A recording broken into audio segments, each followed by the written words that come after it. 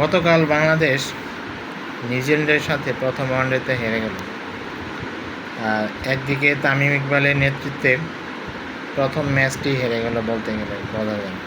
তামিম ইকবালের নেতৃত্ব কীভাবে? তামিম ইকবাল তো বিসিবির প্রধান এখন, তাহলে তামিমের নেতৃত্বে কেন হবে?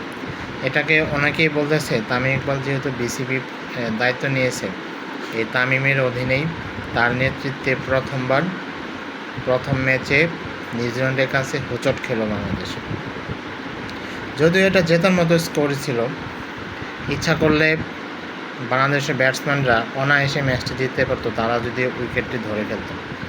কিন্তু বাংলাদেশের ব্যাটসম্যানের একটা বৈশিষ্ট্য হচ্ছে তারা খুব তাড়াহুড়া করে, তার মনে হয় অনেক রান চেস করার জন্য খেলতে নেমেছে এবং তারা সেই তাড়াহুড়া করে তার মনে হয় 20 ওভারের মধ্যে খেলে যাবে।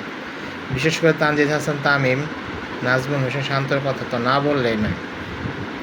তানজিদ হাসান তামিম এক ম্যাচ ভালো খেলে 2 ম্যাচ খারাপ খেলে ডাক মারে, আবারও ধারাবাহিক, মানে কোনো একটা সিস্টেম নাই।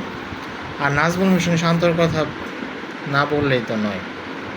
আপনারা জানেন কি জানেন না, নাজমুল হোসেন শান্ত গত 13টি ম্যাচে, গত ওয়ানডে ম্যাচে কোনো হাফ সেঞ্চুরি দেখা পায়নি। তিনি একজন কীভাবে ওয়ান-ডাউন ব্যাটসম্যান হিসেবে খেলেন? নাজমুল হোসেন শান্ত এই ভালো খেলে, এই খারাপ খেলে, এক ম্যাচ ভালো খেলে 10 ম্যাচে কোনো খবর থাকে না।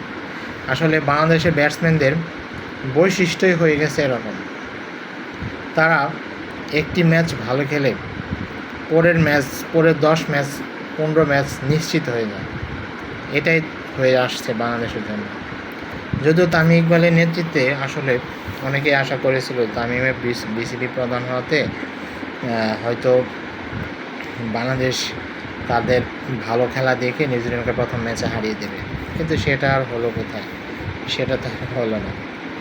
যাই হোক, তামিম ইকবাল গতকালকে আপনারা হয়তো বিভিন্ন মিডিয়াতে, বিভিন্ন অনলাইনে দেখেছেন যে খেলা শেষে মেহেদী হাসান মিরাজের সাথে তামিম ইকবাল সহ আরও কয়েকজন পরিচালক মাঠেই লম্বা মিটিং করেছেন এবং তারা সেই মিটিংয়ে হয়তো মেহেদী হাসান মিরাজকে অনেক বুদ্ধি পরামর্শ দিয়েছে।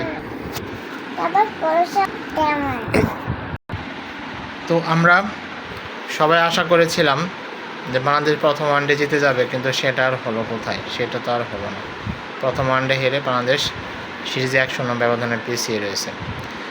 যদিও গতকাল ম্যাচের শেষে তামিম ইকবালের সাথে মেহেদী হাসান মিরাজের লম্বা মিটিং হয়েছে মাঠের মধ্যেই।